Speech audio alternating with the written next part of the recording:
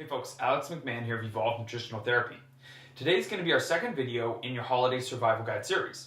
And the topic for today is going to be how the holidays provide unique challenges to sticking with your nutrition. So let's go ahead and get into it. The very first thing we're going to be discussing is there's going to be a lot more social events and a lot more pressure at these social events to indulge in holiday treats, hyperpalatable foods, and booze.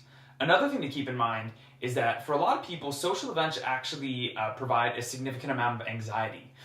So some people actually have a tendency to cope with that anxiety by turning to food, by turning to alcohol, and basic things like that to kind of blunt that anxiety a little bit. So that's the very first thing to think about.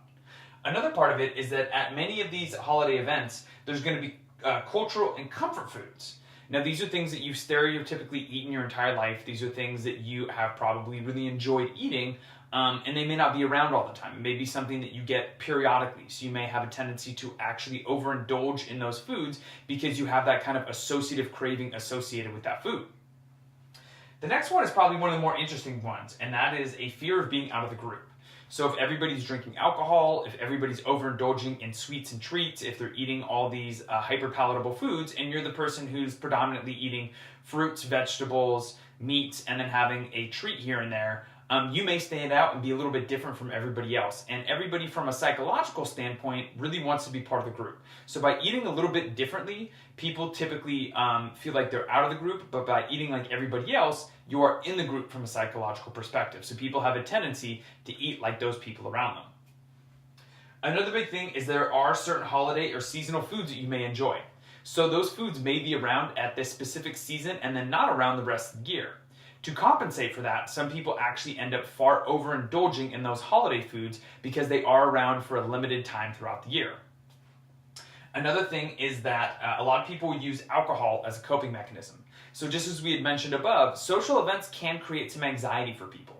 A good way of dealing with that anxiety for some people, not a good way, an unhealthy way of dealing with that anxiety for people is alcohol. Alcohol has a tendency to kind of socially lubricate people, to make them a little bit looser in social situations. The only problem with that is that same social lubrication actually has a tendency to allow people to come pretty loose with their food choices as well, and to overindulge and overeat in a lot of foods that they might not have otherwise eaten.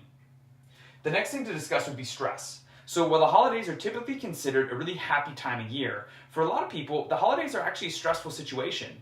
If their family's gone, if they're not around family, if they don't have anybody to spend the holidays with, they might actually have a lot of stress associated with the holidays.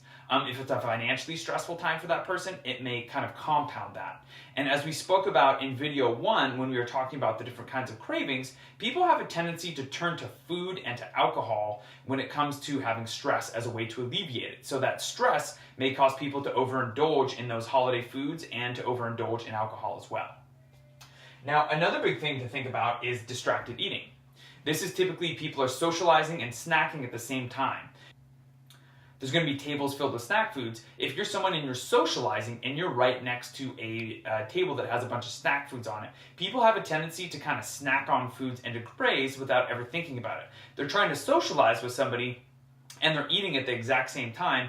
The person's not going to be very cognizant of how much they're eating. The last thing to consider, and also probably one of the more interesting things, people actually have a tendency to overeat due to social and environmental factors.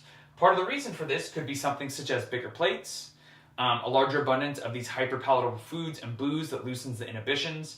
And then one of the more interesting things is syncing your eating habits with those around you. So it kind of goes back to a little bit of what we discussed about being part of the group. One of the big things to think about is that they've done study after study that prove that you will naturally match your eating habits to the people around you. So let's say that, for example, you have a tendency to really only eat one plate of food and you're pretty full after that.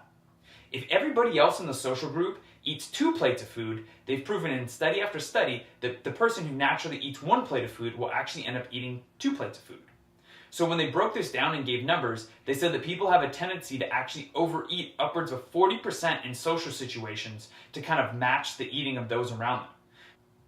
If you're going to a lot of social events, you could be overindulging on a more frequent basis than you normally would, leading to you gaining excess body fat and making it more difficult to start the new year with a leaner physique and getting in better shape.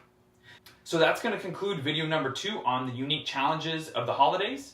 And in video 3, we're going to be covering what to do before the event to ensure your success. Hey folks, one last thing.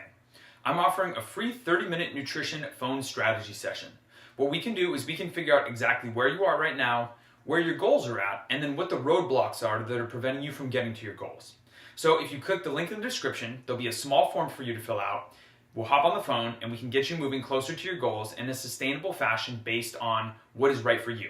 So go ahead and click that link in the description, fill out the form, hop on the phone, and let's get you closer to your goals. Thanks for watching.